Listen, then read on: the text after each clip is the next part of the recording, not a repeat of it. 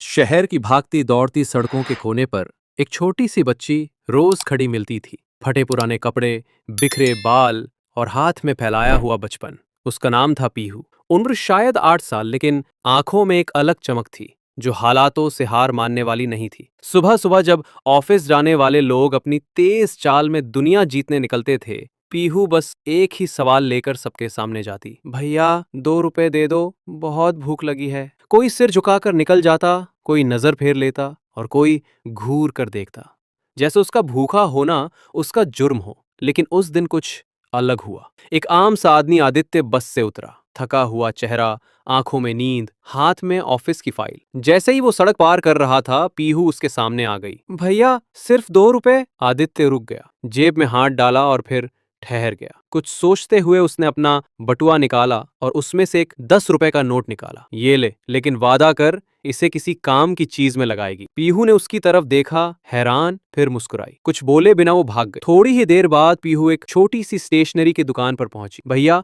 ये 10 रुपए में क्या मिलेगा? दुकानदार ने देखा, एक पैकेट सफेद चॉक्स और एक पुरानी स्लेट निकाली। इतने में बस ये मिल सकता है। ठीक है, दे दो। उसने सामान लिया और चल पड़ी, पर किसी और दिशा में। न खाने की दुकान, न खिलौनों की तरफ, बल्कि वो जा पहुंची एक खाली कोने पर, फुटपाथ के एक छोटे से हिस्से पर जहां धूप की एक पट्टी गिरी हुई थी। पीहू ने स्लेट को सामने रखा, चौक से कुछ लिखा, मैं पढ़ाऊंगी बिना पैसे के। धीरे धीरे आसपास के 2-3 छोटे बच्चे उसके पास आकर बैठ गए। कचरे बीनने वाले, चाय की टपरी पर काम करने वाले, सब उसकी तरफ देख रहे थे जैसे कोई चमत्कार हो रहा हो। पीहू ने स्लेट पर ABCD लिखना शुरू किया। आवाज धीमी थी, लेकिन इरादा मजबूत। वो बच्ची अब भीख नहीं मांग रही थी, वो शिक्षा दे रही थी।